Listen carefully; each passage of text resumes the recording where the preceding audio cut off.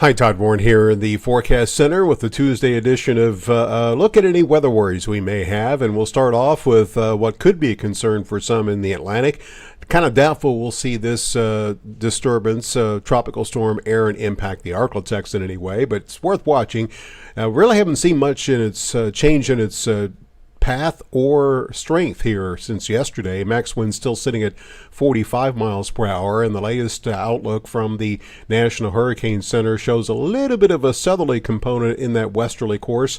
And curiously, the Hurricane Center forecast is quite a bit further southwest compared to the what appears to be pretty good model agreement here.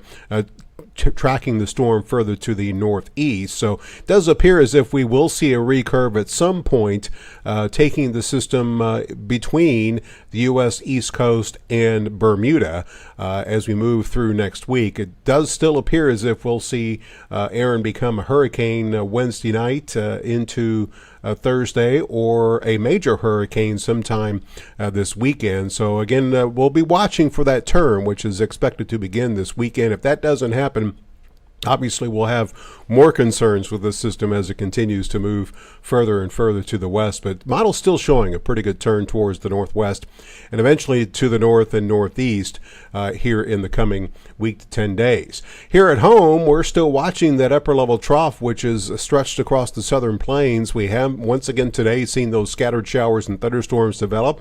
That trough will be replaced by upper level ridging as we head into the weekend. That will pretty much shut off the rain and result in temperatures pretty much staying in the mid to upper 90s for daytime highs. And then late next week, another one of those weaknesses will develop during the last half of next week. That may allow for an increase in the rainfall chances once again.